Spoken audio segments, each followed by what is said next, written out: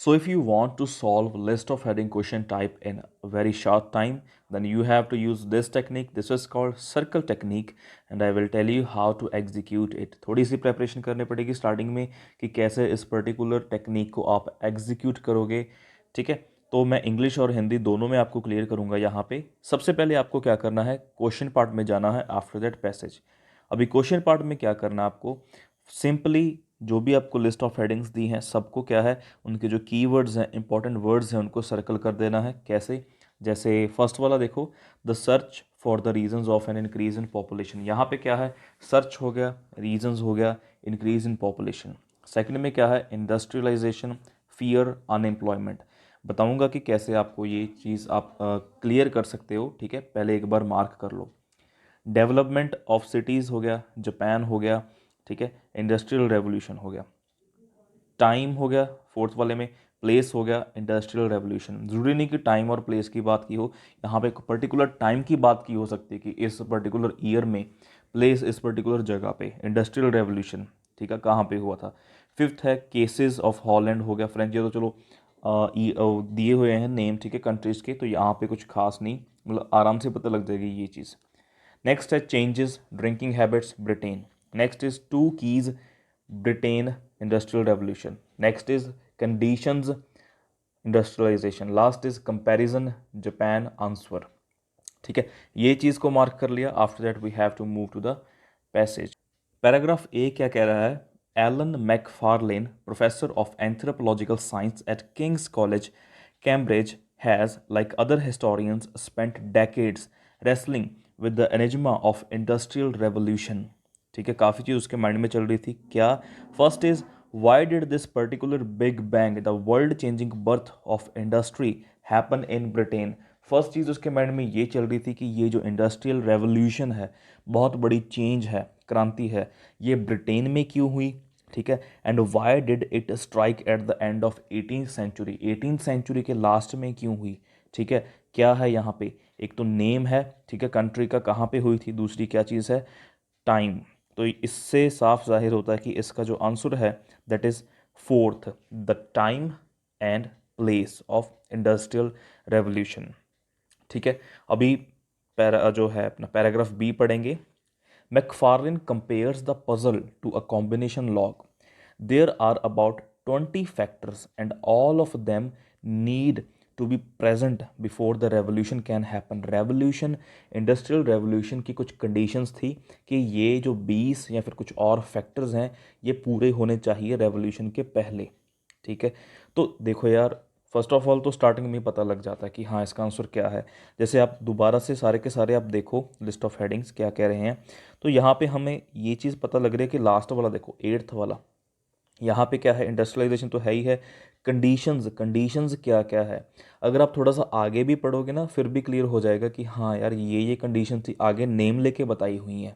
Starting में तो चलो बता दी कि टोटल इतनी 20-25 हैं, ठीक है। ये जो फैक्टर्स हैं ये होने चाहिए, ठीक है, प्रेजेंट होने चाहिए किसके पहले, रेवोल्यूशन होने के पहले, तभी रेवोल्यूशन होगा।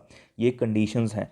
अगर फिर भी आपको यहाँ पे नहीं क्लियर होता तो आप आगे पढ़ सकते हो, थोड़ा सा जैसे सेटिस्फाई करने के लिए अपने आप को। For industry to take off, there needs to be the technology and power of to drive factories, large urban populations, to provide cheap labor, easy transport, to move goods around। ये सारी चीज़ें चाहिए थी किसके लिए, इंडस्ट्रियलाइजेशन के लिए, ठीक है। तो इससे साफ जाहिर होता है दैट सेकंड का जो है अपने क्वेश्चन का जो आंसर है दैट इज एट्थ, कंडीशंस, ठीक है। अभी पैराग्राफ सी पढ़ेंगे।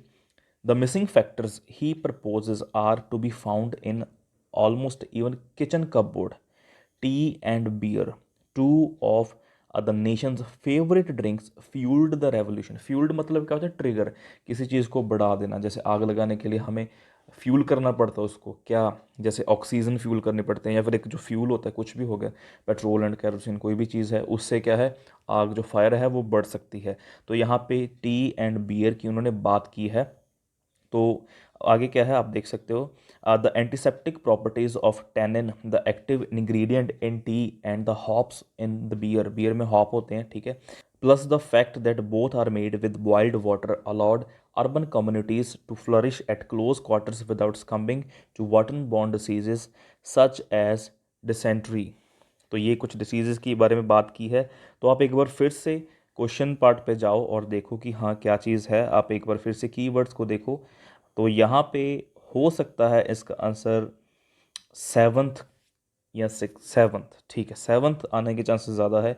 तो यहाँ पे क्या है, इंडस्ट्रियल रेवोल्यूशन के जो दो मेन है, टू की फैक्टर्स कौन कौन से हैं वो आप देख सकते हो, टी है और दूसरा क्या है, बेयर। ठीक है, इन दोनों के बारे में बात की है, तो यहाँ पे ये वाला आंसर आएगा, right.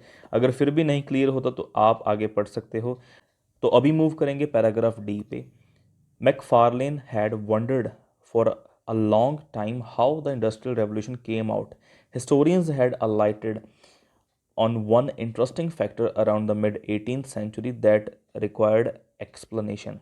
Between about 1650 and 1740, the population in Britain was static. ठीक है, but then there was a burst in population growth. McFarlane says the infant mortality rate halved in the space of 20 years, काफ़ी कम हो गया है, and this happened in both rural areas and cities and across all classes. People suggested four possible causes, इसमें causes बताए हैं mortality rate down होने के। Was there a sudden change in viruses, मतलब ये क्वेश्चन पूछ रहे हैं कि क्या थे, क्लाइमेट में कोई चेंज थी, ठीक है, या फिर क्या था, कोई बैक्टीरिया में चेंज थी। Was there a revolution in medical science, medical science में कोई रेवोल्यूशन, कोई बहुत बड़ी चेंज आई थी, ठीक है। But this was a century before Lister's revolution. Okay, Lister कोई रेवोल्यूशन था, कोई क्रांति थी, उसके पहले की बात है यहाँ पे। ओके तो यहाँ पे जो आंसर है वो साफ जाहिर होता है कि काफ़ी सारे क्वेश्चंस थे, ठीक है।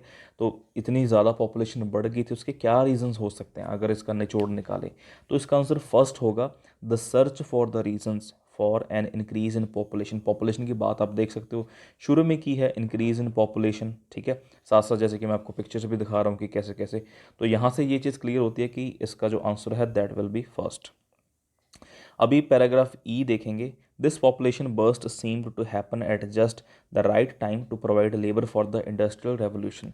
रेवोल्यूशन में जो लेबर चाहिए उससे पहले ही ये चीज़ हो चुकी थी, ये काफ़ी परफेक्ट टाइम पे हुई है, क्योंकि इतनी ज़्यादा पॉपुलेशन आ गई तो लेबर फाइंड करने में आसानी होगी।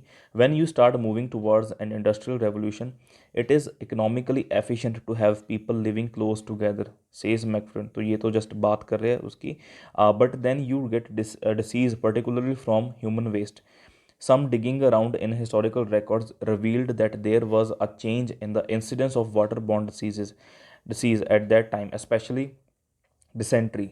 McFlynn deduced that whatever the British were drinking must have been important in regulating disease। जो भी चीज़ वो यानी कि ड्रिंक कर रहे थे उसमें पक्का कोई ना कोई ऐसी चीज़ है जो कि क्या है, जो बीमारी है वो रेगुलेट कर रही है, बढ़ा रही है।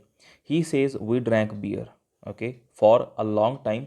The English were protected by the strong anti bacterial agent in hops, जो कि उसमें अवेलेबल थे, किसमें, बियर में, ठीक है, which were added to help preserve the beer.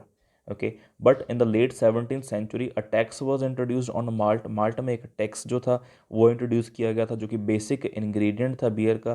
तो जो पुअर पीपल थे वहाँ के ब्रिटेन की, वो क्या है, मूव कर गए कहाँ पे, वाटर पे और जिन पे। वाटर तो चलो पानी है, जिन एक तरह का अल्कोहल होता है, ठीक है। उसके बाद क्या हो, 1970 में जो मोर्टेलिटी रेट है बिगेन टू राइज अगेन, जो डेथ होने के जो रेट है, ठीक है, फर्टिलिटी रेट है, वो काफ़ी ज़्यादा बढ़ गया।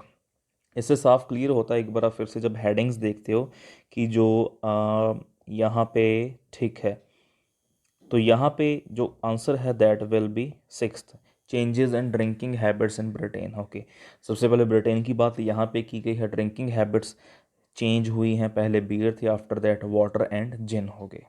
ओके, तो अभी जो सिक्स्थ है, सिक्स्थ एक बार हम रीड करते हैं यहाँ पे।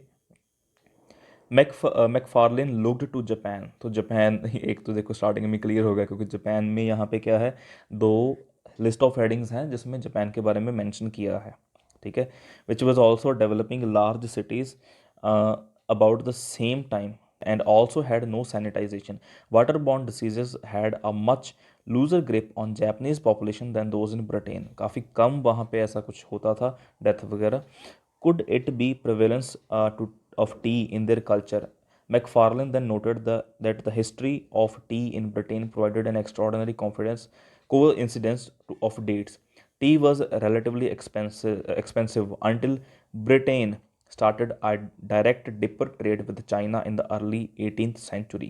तो मतलब यहाँ पे क्या है, चाइना के साथ जो है ब्रिटेन ने वो ट्रेडिंग शुरू की वहाँ पे, ठीक है। तो उसके यहाँ पे जो जापान की बात की है, ठीक है, साफ यहाँ पे क्लियर होता है कि जो आंसर है वो या तो होगा थर्ड, ठीक है, नहीं तो क्या है, नाइन्थ। और ये नाइन्थ ही होगा, क्यों? क्योंकि यहाँ पे कंपैरिजन किया हुआ है बाकी कंट्रीज़ के, बाकी नेशंस के मुकाबले, ठीक है, कि बाकी नेशंस में इतनी डिसीज से डेथ नहीं होती, मतलब इतनी डेथ्स होती हैं बट जापान में नहीं होती। ओके, तो यहाँ पे कुछ कुछ लॉजिक भी लगाना पड़ेगा आपको। अभी जो पैराग्राफ जी है लास्ट वाला, but if T is a factor in the combination lock, why didn't Japan forge ahead in T soaked industrial revolution of its own? मैकफार्लेन notes that even though 17th century Japan had large cities high literacy rates, तो यहाँ पे बता रहे हैं कि industrialisation आ चुका था Japan में, ठीक है, काफ़ी लिटरेसी रेट हाई था। ओके, सिटीज़ भी बड़े बड़े थे, फ्यूचर मार्केट्स भी थी, ठीक है। It turned its back on the essence of any work based revolution by giving up labour saving devices such as animals, afraid that they would put people out of work. मतलब डर भी रहा था कि अनएम्प्लॉयमेंट ना हो, पर industrialisation थी, बट फिर भी वो डर रहा था कि लोग जो हैं या फिर एनिमल्स हैं उनके, ठीक है, आगे, यानी कि वो छूट ना जाएं पीछे। मतलब क्या है, दोनों चीज़ें थी, industrialisation plus fear of unemployment. तो इसका आंसर साफ क्लियर है, that is second, industrialisation and the fear of unemployment. I hope जो ये सर्कल टेक्निक है आपके लिए काफ़ी बेनिफिशियल होगी। एक वीडियो मैंने पहले भी बनाई थी but that was in Punjabi, so I thought to make another video in Hindi and English, right? I hope you like it. Please like this video and share it with your friends. Moreover, subscribe to this channel if you are new. Thank you.